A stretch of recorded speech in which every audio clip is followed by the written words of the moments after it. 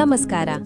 N R news ಕನ್ನಡಗೆ ಸ್ವಾಗತ ಸುಸ್ವಾಗತ. ಇಲ್ರಿ ಮೇಡಮ್, ಅಲ್ಲಿ ಆಫೀಸ್ಗೆ ಹೋದಾಗ ಗೊತ್ತಾಯ್ತು ಮೇಡಮ್ ಅವರಿಗೂ ಕಾಲು ಇದು ಹೋಗೈತೆ ಅಂದ್ರೆ ನನ್ನ ನೋಡ್ಬೇಕಂತ ಹಂಬಲ ಆಯಿತು.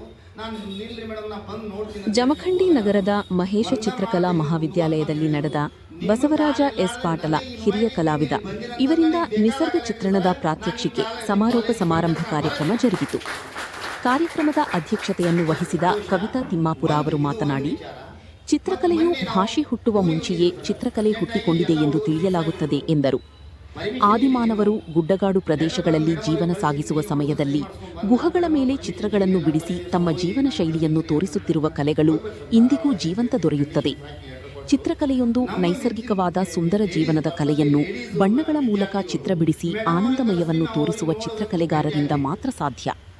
ಇಂತಹ ಚಿತ್ರಕಲೆಯನ್ನು ಕಲಿತ ವಿದ್ಯಾರ್ಥಿಗಳು ತಮ್ಮ ಜೀವನವನ್ನು ರೂಪಿಸಿಕೊಳ್ಳಬೇಕು ಎಂದು ವಿದ್ಯಾರ್ಥಿಗಳಿಗೆ ಕರೆಯನ್ನು ನೀಡಿದರು. ಹಿರಿಯ ಕಲಾವಿದರಾದ ಬಸವರಾಜ ಪಾಟೀಲ ಮಾತನಾಡಿ, ನಾವುಗಳು ಕಲಿತ ಕಲೆಯನ್ನು ಬರುವ ವಿದ್ಯಾರ್ಥಿಗಳಿಗೆ ನಮ್ಮ ಚಿತ್ರಕಲೆಯನ್ನು ಬಿಡಿಸುವ ಕಲೆಯನ್ನು ತಿಳಿಸಿದರೆ ಮಾತ್ರ ಜೀವನ ಸಾರ್ಥಕತೆಯಾಗುತ್ತದೆ. ಇಲ್ಲದೆ ಹೋದರೆ ನಮ್ಮಲ್ಲಿ ಉಳಿದರೆ ಅದು ಕಲೆಯ ಸತ್ತು ಹೋಗುತ್ತದೆ. ವಿದ್ಯಾರ್ಥಿಗಳು ವಿದ್ಯಾರ್ಥಿನಿಯರು ಮದರಂಗಿ ಕಲೆ, ಚಿತ್ರಕಲೆ, ಅರವೆ ಹುಲಿಗೆ ಹೀಗೆ ಹಲವಾರು ಕಲೆಯನ್ನು ಮೈಗೂಡಿಸಿಕೊಂಡಿದ್ದರೆ ಮಾತ್ರ ತಮ್ಮ ಜೀವನ ಸಾಗಿಸಬಹುದು.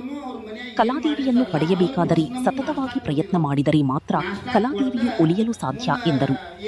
ಚಿತ್ರಕಲೆಯ ಶಿಕ್ಷಕ ರಮೇಶ ಚವ್ಹಾಣ ಮಾತನಾಡಿ, ವಾಟರ್ ಕಲರ್ ಚಿತ್ರವನ್ನು ಬಿಡಿಸುವುದು ಬಹಳ ಕಷ್ಟ. ಶಾಲಾ ಕಾಲೇಜಿನಲ್ಲಿ ತಿಳಿಸಿಕೊಟ್ಟ ಶಿಕ್ಷಕರ ವೃಂದದವರು ಹೇಳಿರುವ ಮಾತು ತಿಳಿದು ಚಿತ್ರಕಲೆಯನ್ನು ಬಿಡಿಸುವ ಕೆಲಸ ಮಾಡಿದರೆ ಮಾತ್ರ ಶ್ರೇಷ್ಠ ಕಲಾವಿದರಾಗಲು ಸಾಧ್ಯ. ಶಿಕ್ಷಣ ಸಂಸ್ಥೆಯಲ್ಲಿ ಕಲಿತ ವಿದ್ಯಾರ್ಥಿಗಳು ಸಂಸ್ಥೆಯ ಕಾಲೇಜಿನ ಕೀರ್ತಿ ತರುವ ಪ್ರಯತ್ನ ವಿದ್ಯಾರ್ಥಿಗಳು ಮಾಡಬೇಕು ಎಂದರು.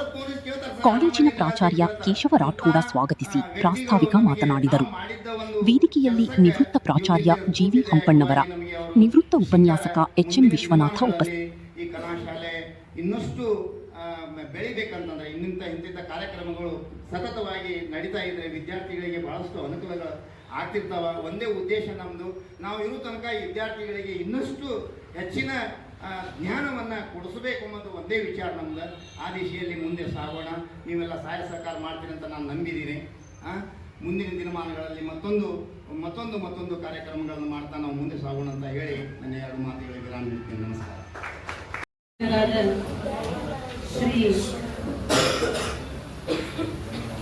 ಬಸವರಾಜ ಎಸ್ ಪಾಟೀಲ್ ಹಿರಿಯ ಕಲಾವಿದರ ಸರ್ಗೆ ನಮಸ್ಕರಿಸುತ್ತಾ, ಹಾಗೂ ಶ್ರೀ ನಮ್ಮ ಕಾಲೇಜಿನ ಪ್ರಾಂಶುಪಾಲರಾದ ಕೆ.ವಿ. ರಾಠೋಡ್ ಸರ್ ಅವರಿಗೂ ಹಾಗೂ ಮುಖ್ಯ ಅತಿಥಿಗಳಾಗಮಿಸಿದಂಥ ಎಚ್.ಎಂ. ವಿಶ್ವನಾಥ್ ಗುರುಗಳಿಗೂ ಮತ್ತು ಮುಖ್ಯ ಅತಿಥಿಯಾಗಿ ಆಗಮಿಸಿದಂಥ ರಮೇಶ್ ಚವ್ಹಾಣ ಸರ್ ಅವರಿಗೂ ಹಾಗೂ ನಿವೃತ್ತ ಪ್ರಾಚಾರ್ಯರು, ಈ ಸಂಸ್ಥೆ ಪ್ರಾಚಾರ್ಯರಾದ ವಿ ಹಂಪಣ್ಣ ಗುರುಗಳಿಗೂ ಹಾಗೂ ಮಾಧ್ಯಮ ಮಿತ್ರರಿಗೂ ಮತ್ತು ವಿದ್ಯಾರ್ಥಿನಿಯರಿಗೂ ನಮಸ್ಕರಿಸುತ್ತಾ, ಇವತ್ತಿನ ದಿವಸ ಈ ನಿಸರ್ಗ ಚಿತ್ರದ ಪ್ರಾತ್ಯಕ್ಷಿಕೆ ಈ ಬಸವರಾಜ ನಿಮಗೆ ಇವತ್ತು ಬೆಳಗ್ಗೆಯಿಂದ ಏನು ಚಿತ್ರ ಬಿಡಿಸಿ ನಿಮಗೆಲ್ಲ ಹೇಳ್ಕೊಟ್ಟಿದ್ದಾರೆ. ಅದರ ನೀವು ಈ ಕಾಲೇಜಿನ ಒಂದು 4 ಜನ ವಿದ್ಯಾರ್ಥಿಗಳಾದರೂ ಸದುಪಯೋಗ ತಗೊಂಡು ನೀವು ಅದನ್ನು ಮಾಡಿ ತೋರಿಸಿದ್ರೆ ಆ ಸರ್ ಬಂದು ಮಾಡಿದ್ದು ಸಾರ್ಥಕ ಮತ್ತು ಈ ಸಂಸ್ಥೆಗೂ